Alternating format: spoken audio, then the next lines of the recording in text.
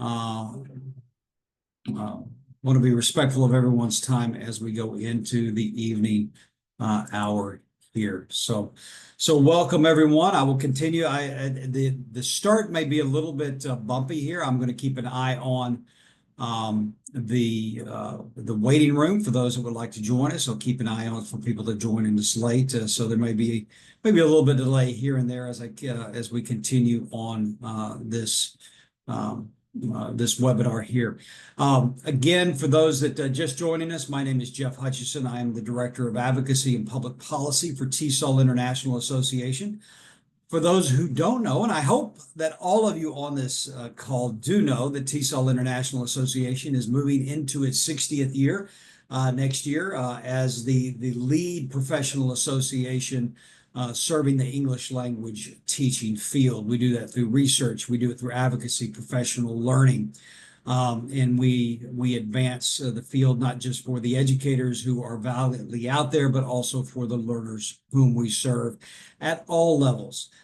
This particular webinar will focus on what is happening in the United States. We realize that TESOL International Association is indeed an international association. We welcome members from across the globe. Matter of fact, our affiliate network, whom we just welcomed an additional affiliate from Ecuador this week. And a little heads up, a little teaser for everyone. We expect to be welcoming another affiliate from Kazakhstan here in the coming weeks. So we look forward to welcoming them. And when you include all of the affiliates from across the globe, we probably have upwards of beyond 50,000 English language educators across the globe serving in all different capacities, whether directly in the classroom, administration, volunteering, policy, research, teacher training, etc. So very happy to be here and to share with you a little bit of what's happening in the U.S. Just to share with you a little personal anecdote. Last week I had opportunity to connect with some people in Europe, and just was reminded that what happens here in the United States policy-wise has reverberations impact across the globe. And so while sometimes we may look at this as just happening in the U.S., it is definitely not insular. It is something that could have and does have impact across the globe.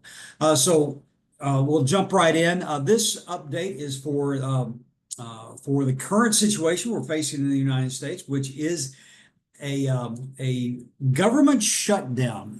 Some people, if I talk to some people say, well, a government shutdown is not a bad idea. We just need to shut down the government, especially with everything that's been going on of late. Of course, being facetious in that comment, but wanted to focus in on what that shutdown actually is, some of the history of shutdowns here in the United States. And then we'll take a little bit deeper dive into the implications for the English language teaching profession and implications, especially as it impacts learners at all levels. So we'll go ahead and jump right in. So with that, the first question is a U.S. federal shutdown. What does it mean? Does it mean that the United States is closed? No, we remain open. Essential services continue to function. We continue to provide that here in the U.S. But how did what does it actually mean? Well, in the United States, we have an appropriations process in which the federal government, from year to year, on discretionary spending, is funded. That is, you'll often hear that to talk about the appropriations process. That is distinct from the budget or mandatory spending. You may have heard a lot about that, especially earlier this year in the passage of the big, beautiful bill that addressed mandatory spending, where you were looking at things such as Social Security, Medicare, taxation, things of that nature, that the mandatory spending that impacted.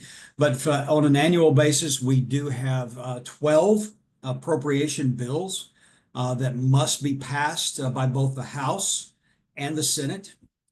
And just a little brief on that, the way that process works, generally the President of the United States proposes a budget. You may have heard some of the proposals. We'll get a little bit more into that in just a moment.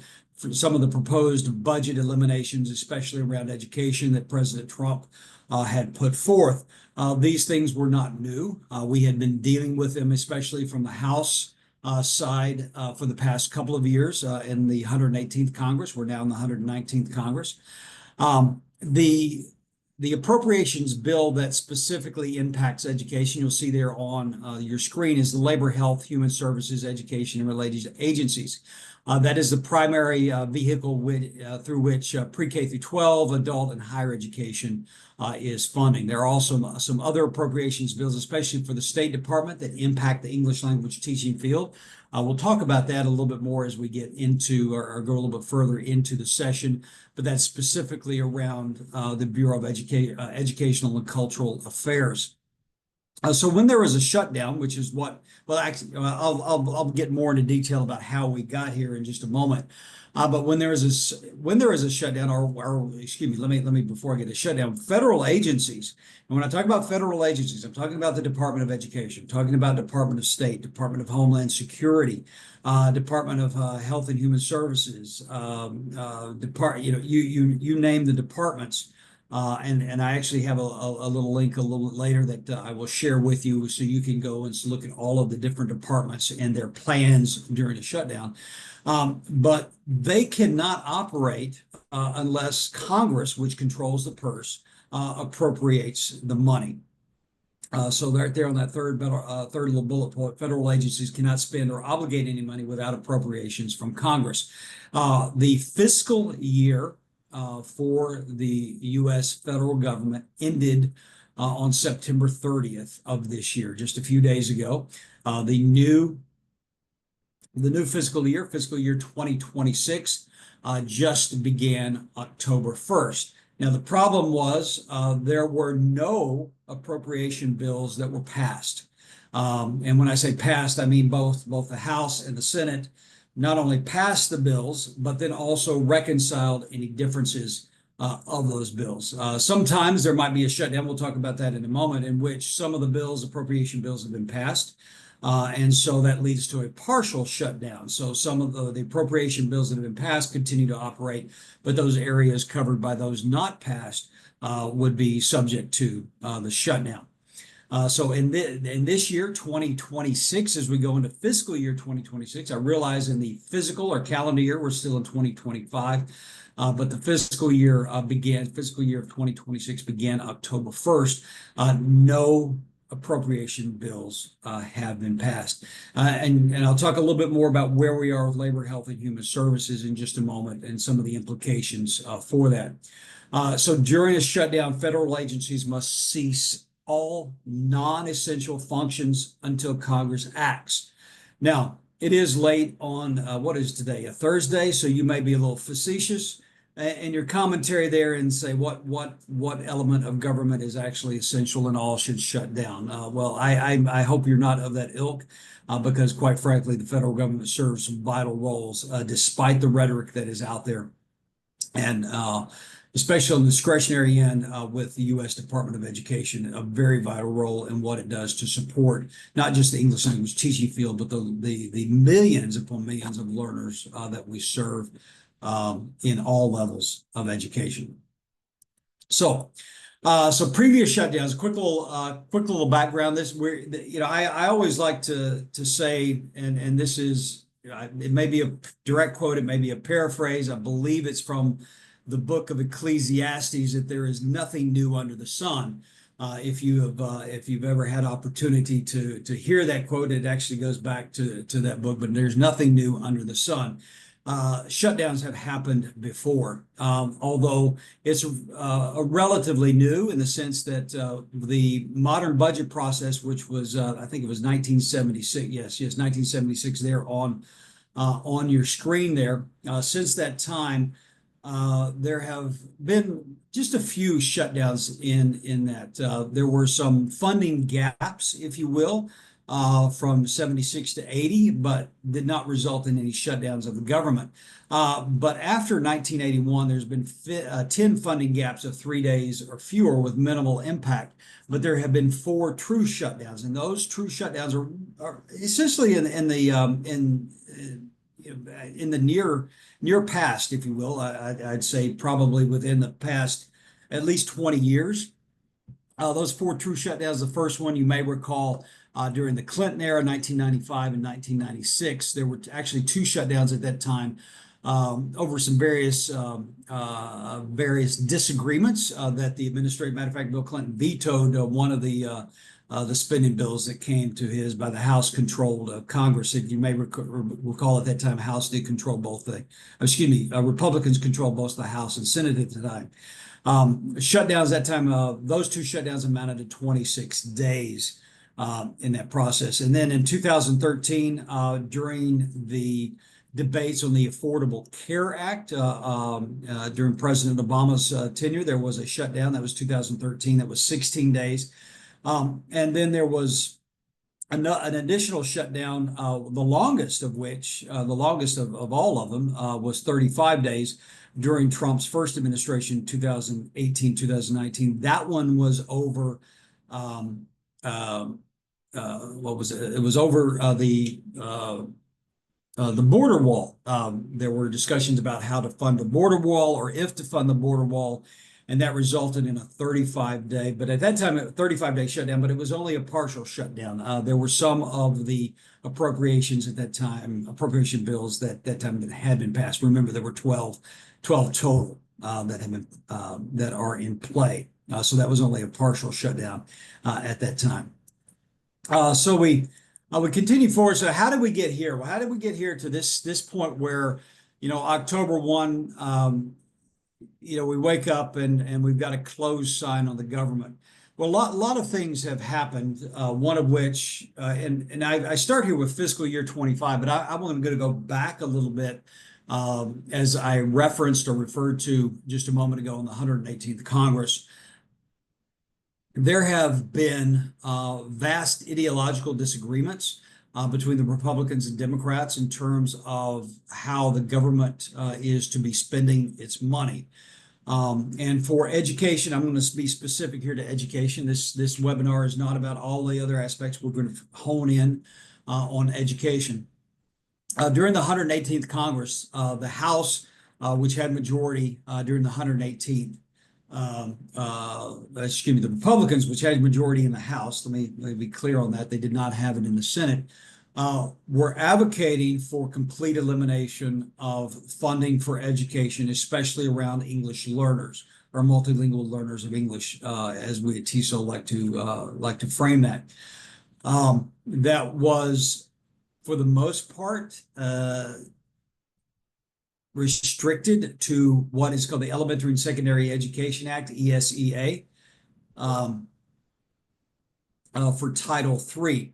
That Title III has been level funded since 2023, and that's $890 million. When I say level funded, that means year over year it continues at the same amount. There's no adjustment for inflation. There's no adjustment for the number of English learners, et cetera. So in other words, while it's level funded, the actual impact is far less. And during the 118th Congress, the House Republicans sought to eliminate that funding entirely. So now brings us up to fiscal year 2025. Now the House was bolstered. The House Republicans were bolstered by President Trump, who put forth his what I think at that time was referred to as a skinny budget. It was later fleshed out, if you will, but it called for the elimination of Title III of ESEA.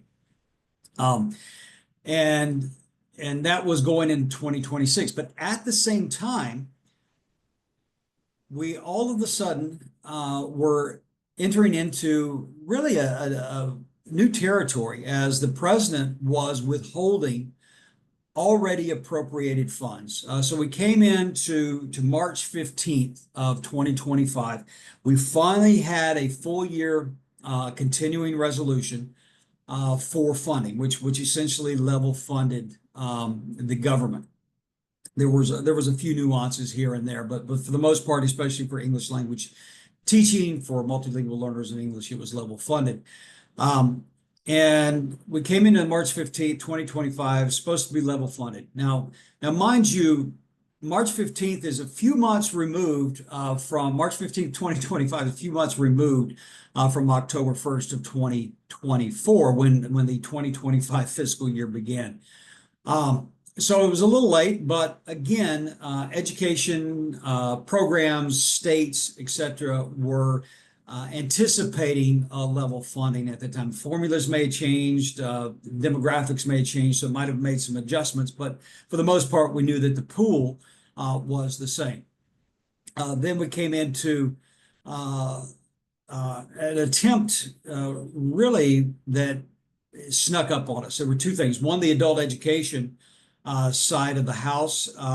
The Office of Career, Technical, and Adult Education, or OCTE, had allocated the state funds for adult education to the states.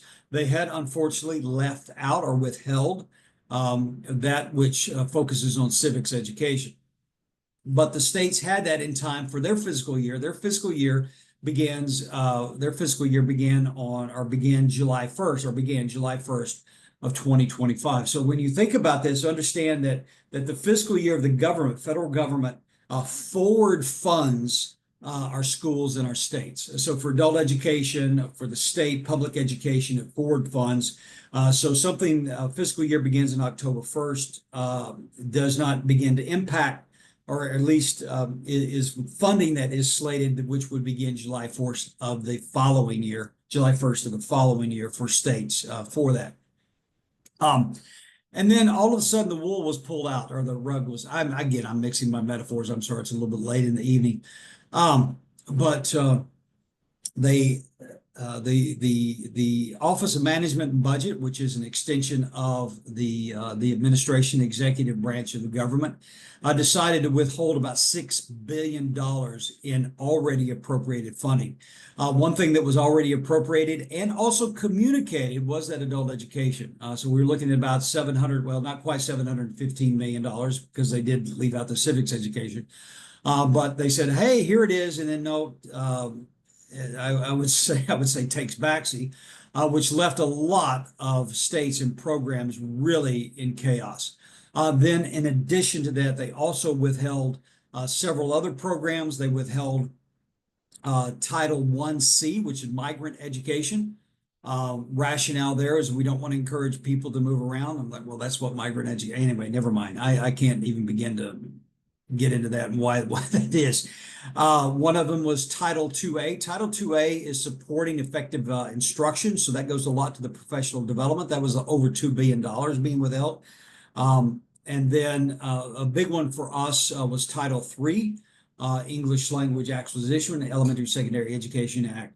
But also in addition to that, being withheld was the Adult Education and Family Literacy Act, which is Title 2 of the Workforce Innovation and Opportunity Act. So I'm sorry, I'm just trying to give you a little background about kind of how we got here. So we're dealing with all that, which brings up a lot of questions. Are we going to be funded, not being funded? We'll talk a little bit more about the impact of that in just a moment. And then we get into fiscal year 2026, which is what we should have been digging down in and focusing on. We had TESOL International Association had calls to action, and thank you. We had over 5,000 letters sent to Congress in support of English language teaching, in support of multilingual learners of English. So thank you for taking action and being grassroots campaign, being an advocate for your learners, for your schools, for your communities, for yourself in that.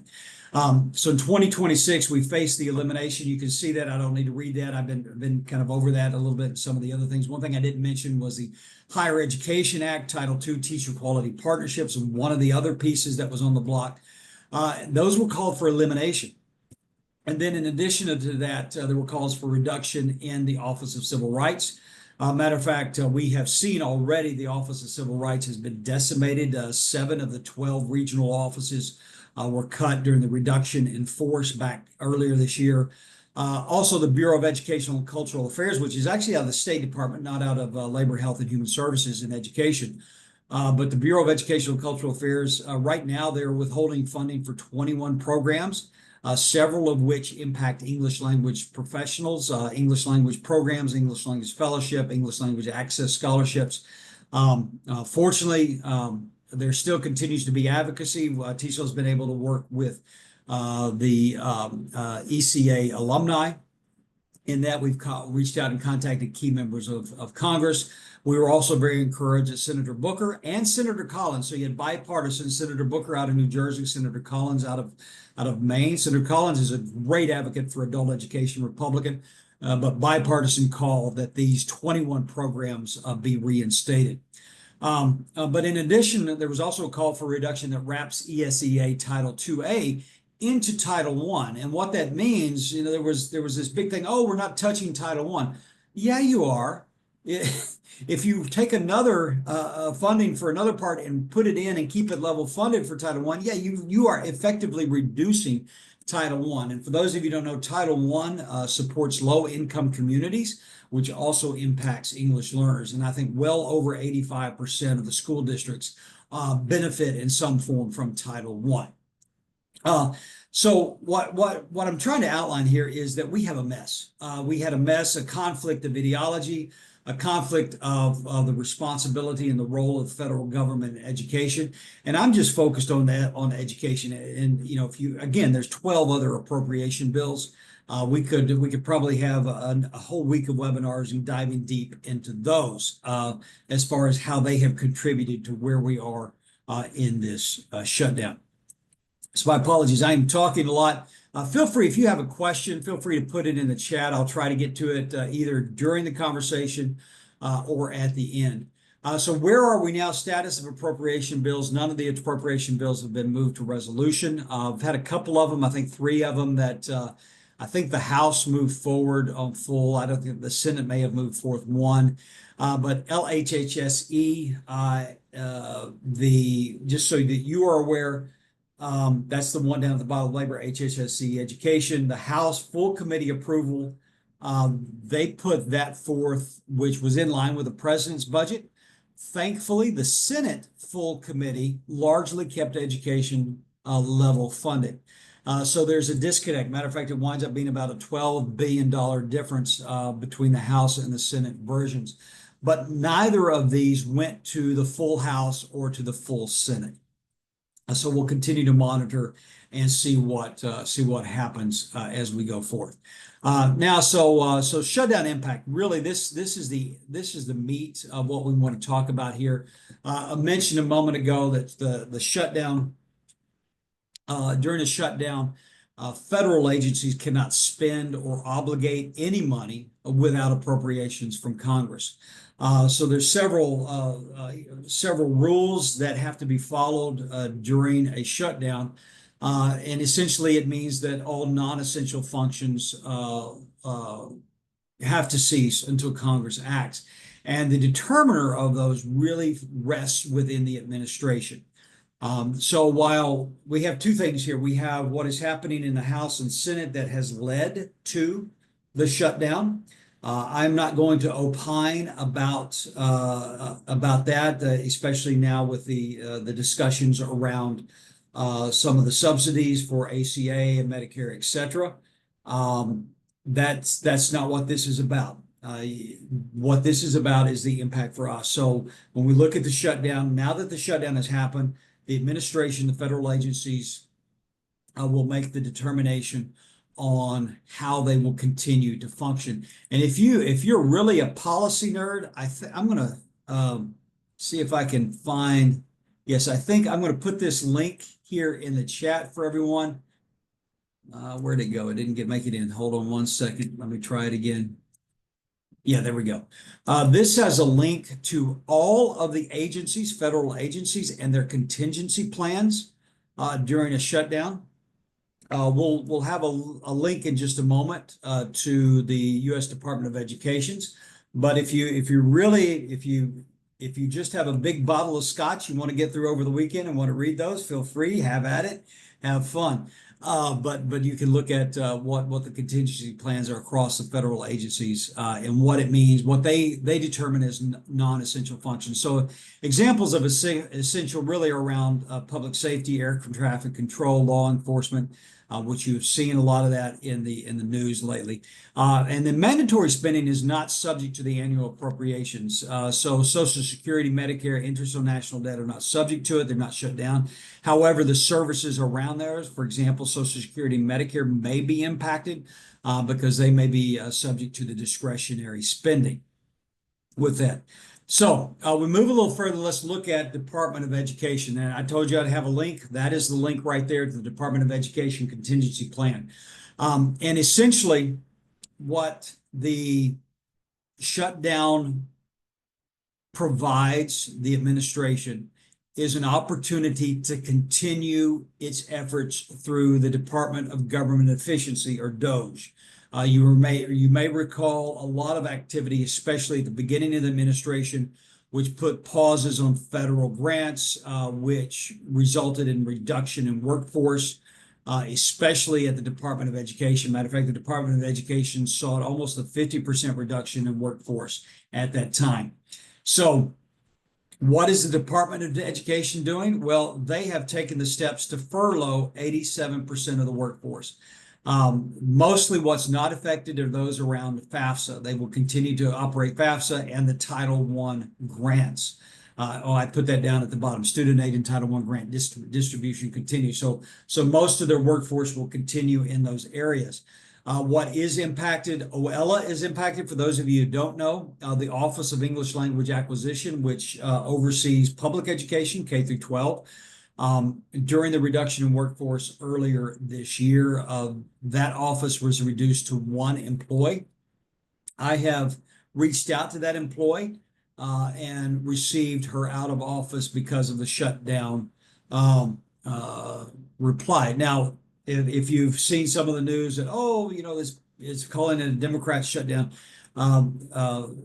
the director there, Beatrice, if you know Beatrice, she did not partake in that political rant. Just said, hey, because of the shutdown, I'll be back, when it comes up. So OELA is shuttered during this time. Also, civil rights investigations have been impacted. I want to talk a little bit more about that because I think that is really one thing that is very impacted for our learners and our families and our communities when civil rights are no longer prioritized or even being investigated.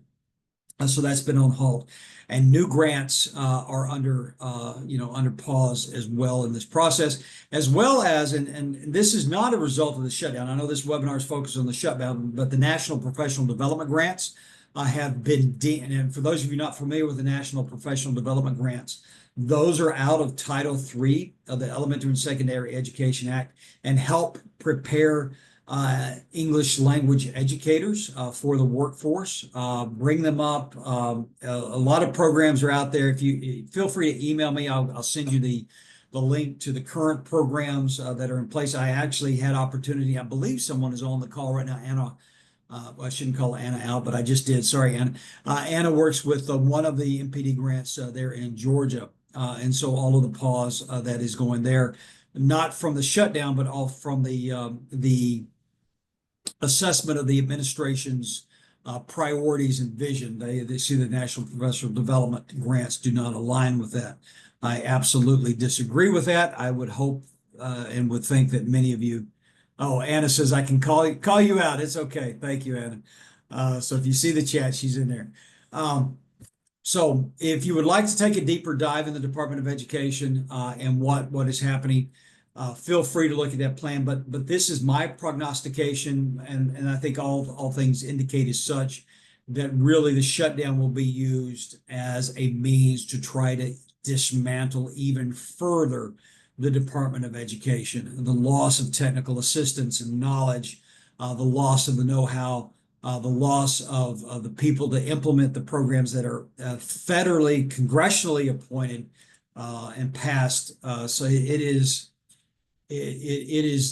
to say it's disheartening is I'm being British. It's an understatement to say the least, in what this portends for the Department of Education. And a little piece to that, I'm not sure. I don't think I have it in this website, or excuse me, in this webinar. But furloughed recently, the administration, the Trump administration, has through the Office of Management and Budget, put forth its determination. Oh, wow, Lori said they lost theirs as well.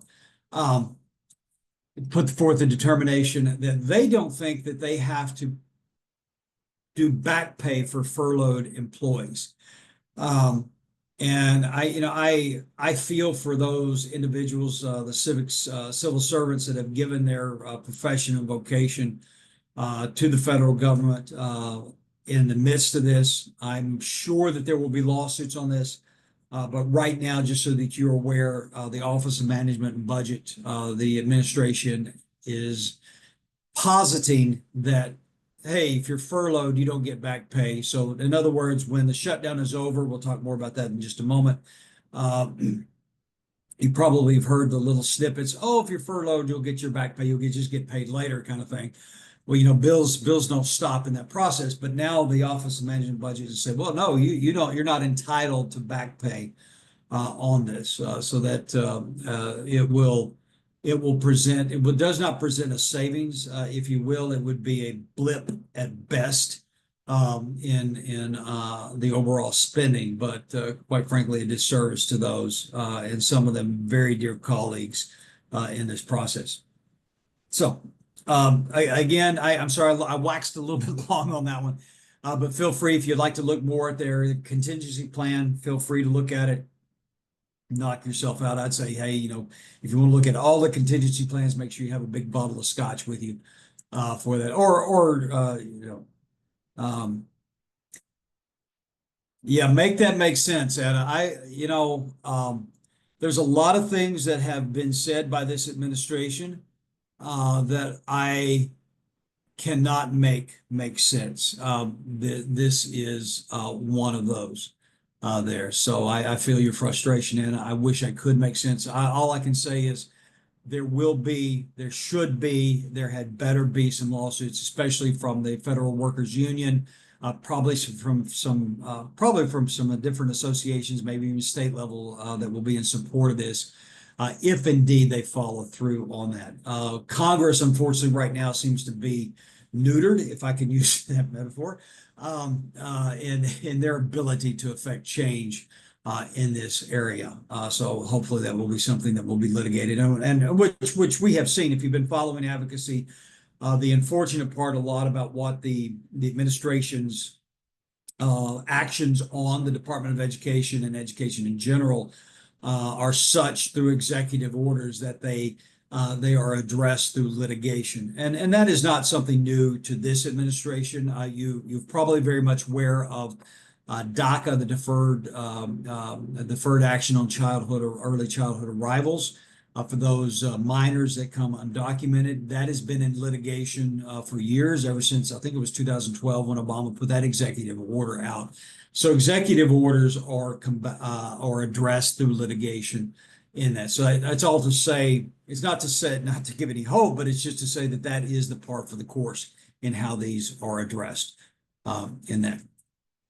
So let me continue on here. So shutdown impact, ELT and MLEs. I would love to say that in short, there's not really much of an impact, especially if the shutdown is kept to a minimum. I realize we're entering into our second week. Indications are that we will probably continue. The Senate has tried to move forth a few bills, some with concessions towards the Democrat position, some with just continuing resolutions that are quote unquote clean. And what they mean when they say clean, it essentially hopefully would mean level funded for a finite period of time. I think the most recent one is trying to get for 7 more weeks, to give them 7 weeks to try to work out those 12 appropriation bills. Now, depending upon whom you listen to or how you read it, clean may have a different definition in that. There's always somebody trying to put something in that process. But I say that because fiscal year, going back a few slides, fiscal year 25, that boondoggle, and that is a very technical term, boondoggle.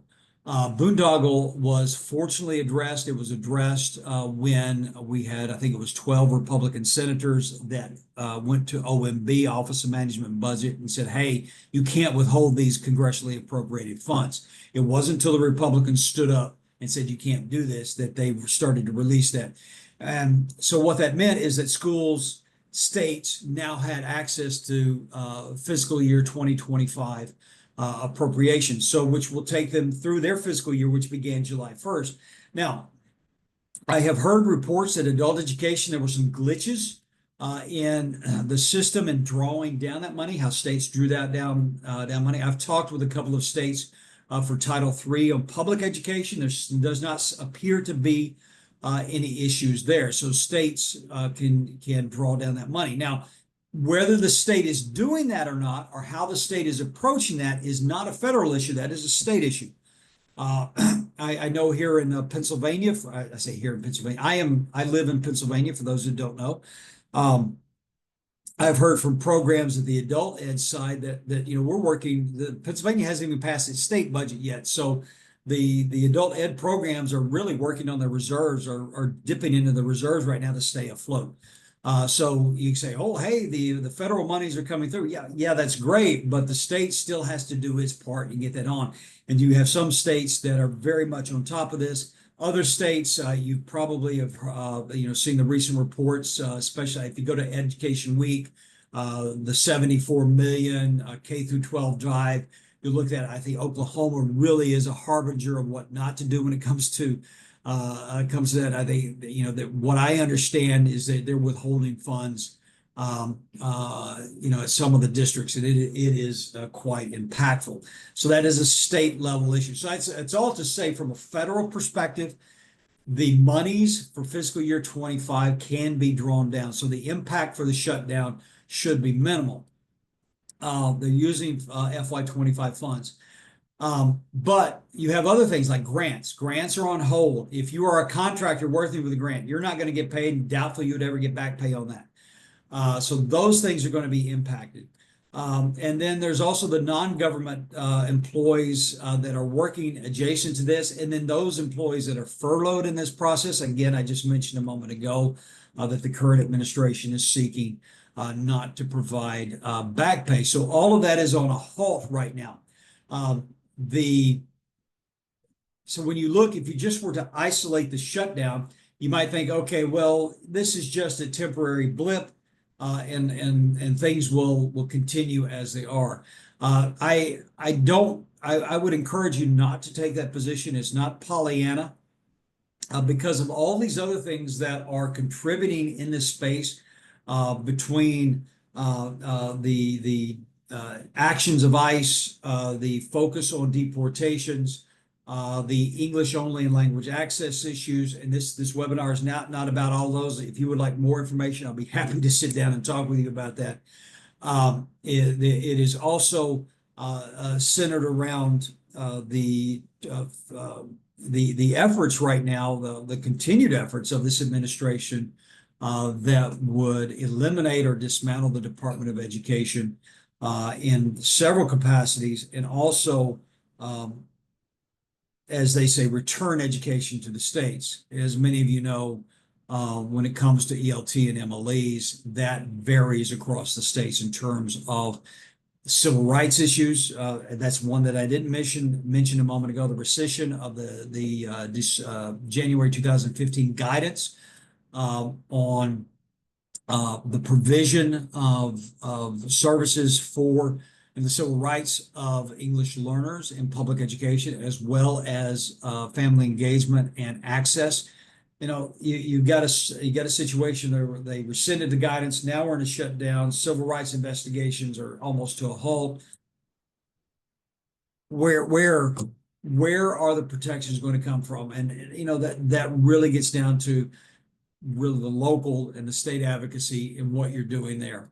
And I'll talk more about that in just a moment. So anyway, that's all to say, if I could put it in a nutshell, the shutdown impact should ideally be almost minimal or no impact to our field. However, in the context of everything going on, it has potential of great impact. Not potential, already impact. You've already got the 74 million. If you go to that publication, they had a great article today talking about the impact on the hiring of English language teachers, the funding for newcomer schools and communities, not communities, but newcomer schools and academies. That's the word I'm looking for. Thank you. I thank myself that I just did. I thought anyway. Okay.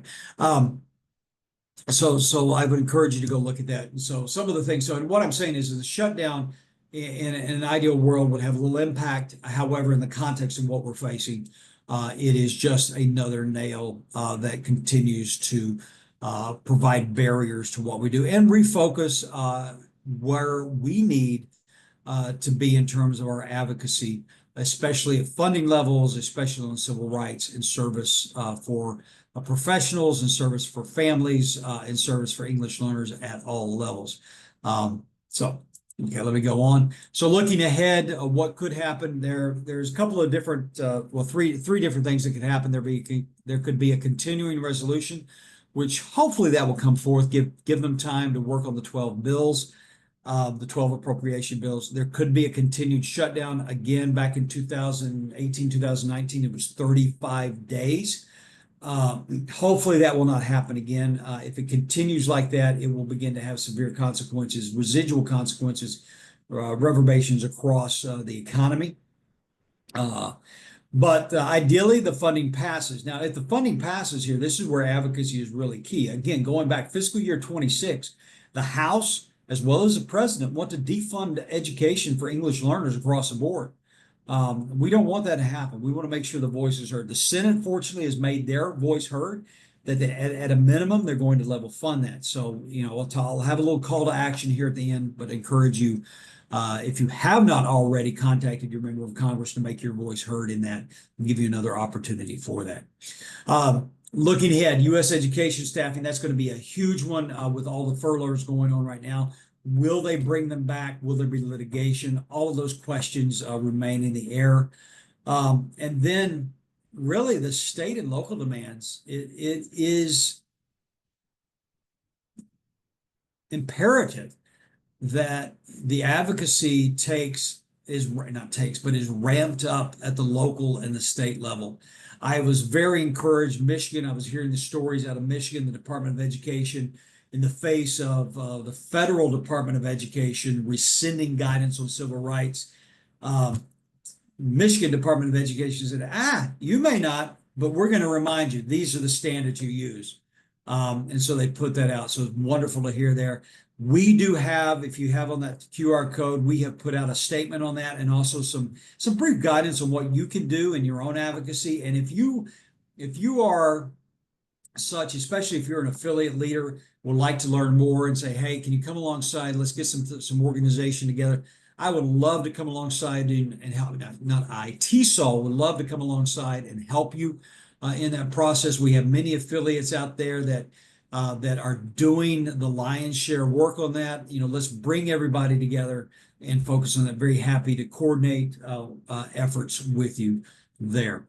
So feel free to look at that. We put that out probably about 2 or 3 weeks ago now. But really some vital guidance on what it means to serve. And it impacts serve our English learners. And it's not just public education. It talks about families. We're doing a lot on adult education as well. When it comes to higher education for those involved, if you're looking at teacher training, all of this is wrapped up in it as well. If you're looking at student mobility and educational access, that is another beast. Man, there's so many things happening right now. And Deborah just put in, would love to hear some more on the advocacy efforts of affiliates. Be happy to talk with you. We've had some great efforts in Indiana. Ohio's stepped up. Michigan stepped up. But part of this issue in the face of what we're looking at is that there's a chilling effect also. Because at the end of the day, people will focus on their livelihood and their jobs. And if their jobs are in jeopardy for any advocacy work or voicing their concerns, there's a hesitancy to do that. There is a way you can do that. It's not necessarily always clear. It's not just a one size fits all.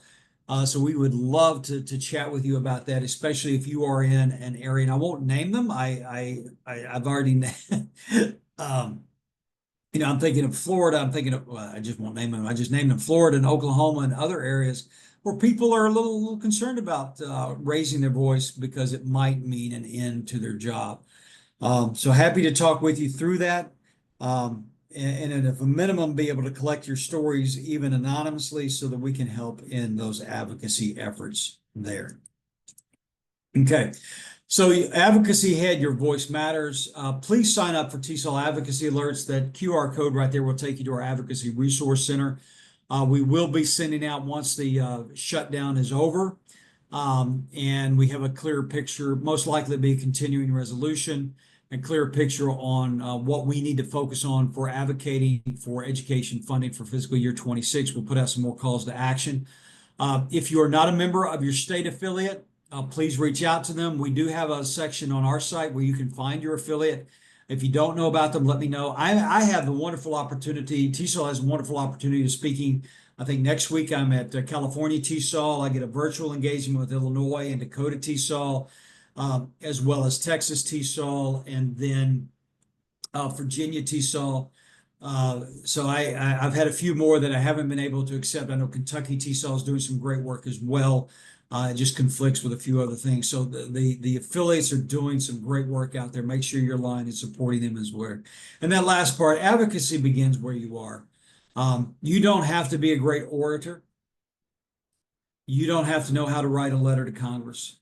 But in your classroom, if you can just stand up in any way, it doesn't have to be loud, it doesn't have to be shouting, but helping others, supporting others, lifting their voice, elevating them. It begins where you are. Advocacy to me is really the heart and core of what an educator is, because you want the success of your learner.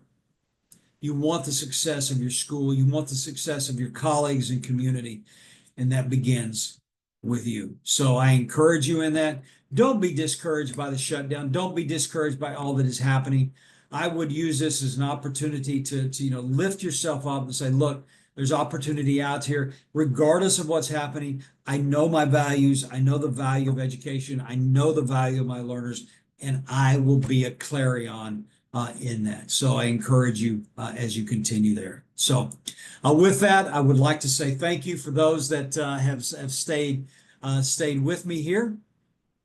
If you'd like to reach out, there's the general email, advocacy@tsol.org, and you can reach me directly at jhutchison@tsol.org. So with that, I will say thank you. Carry on, continue, and feel free to reach out. If there's anything that you need, please feel free to contact me. Some of you on this call actually have my cell phone, so I might even get some text later on. That'll be fine. We will be putting a recording of this out and sharing that. We're going to put this up on our website, and then I hope the shutdown's over in just a few days. We'll take it down and add something else, but we'll see how that goes. But do make sure that you please sign up for the advocacy action alert. So we will be sending out notices of opportunities for you to get engaged. And if you say, hey, Jeff, I just want to talk with you, what can I do? I'm here in this city. I'm here in this county. I'm in here in this school district.